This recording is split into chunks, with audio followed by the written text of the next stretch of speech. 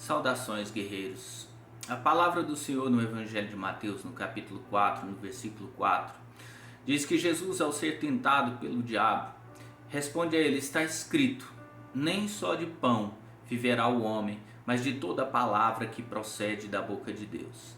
Jesus estava fazendo referência ao texto que está em Deuteronômio, no capítulo 8, no versículo 3, quando Deus diz que fez o povo passar pelo deserto para que ele pudesse ser provado, mas ele os sustentou no deserto, ele lhes deu maná para que eles pudessem saber que o homem não vive só de pão, mas de toda palavra que procede da boca de Deus. O que Jesus nos ensina e o que essa palavra nos ensina aqui é que o pão da vida que o crente necessita é resultado da obediência à palavra de Deus. Que fazer a vontade do Pai irá nos trazer a subsistência, mesmo no meio do deserto, mesmo em meio às crises. Obedecer à vontade de Deus vai trazer alimento para a nossa vida. Essa palavra nos mostra que Jesus, mesmo sendo o Messias, ele não foi livre de passar por tentações, de passar por provações. O próprio diabo veio tentá-lo, mesmo sendo ele o Cristo ungido de Deus. Da mesma forma, nós não estamos isentos de passar por provações e por tentações no nosso cotidiano, no nosso dia a dia. Mas se nós permanecermos fiéis, se nós nos firmarmos na palavra de Deus, nós seremos vencedores naquilo que nós fizermos.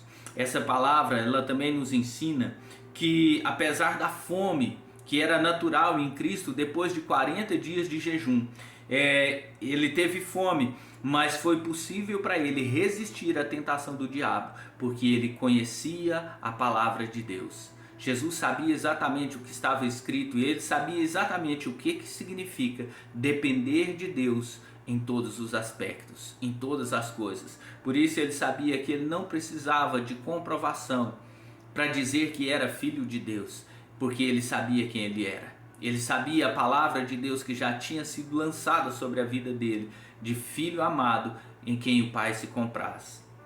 Essa palavra também nos ensina que Jesus, ele não duvidava da sua posição divina, da sua condição de filho de Deus, porque se ele tivesse tido um instante de dúvida, no momento de fome, no momento da tentação, talvez ele tivesse cedido, mas ele sabia de onde ele vinha, ele sabia quem ele era. Se nós entendermos quem nós somos em Deus, a nossa posição e o nosso propósito, nós nunca vamos ceder às tentações do inimigo. As lições que essa palavra nos traz, que Mateus nos traz através desse relato, é que nós não devemos duvidar do nosso lugar em Deus. Nós não devemos duvidar da posição de filhos amados do Senhor, para que nós não venhamos a cair nas tentações.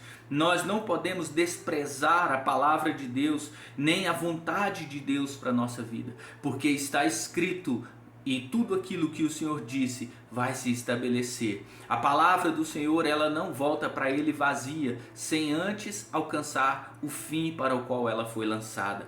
Nós aprendemos que mesmo fazendo algo direcionado pelo Espírito Santo, estamos sujeitos às tentações. Não é porque eu estou fazendo literalmente a vontade de Deus, não é porque eu estou sendo guiado pelo Espírito Santo que eu não vou ser tentado. O Evangelho de Mateus, no capítulo 4, começa dizendo que Jesus, depois de ser batizado, foi levado pelo Espírito Santo para o deserto para ser tentado.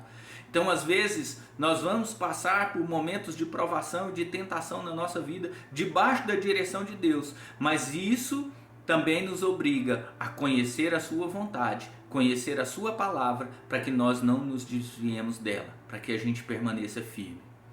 Medite nisso. Que Deus abençoe a sua vida e a sua família em nome de Jesus.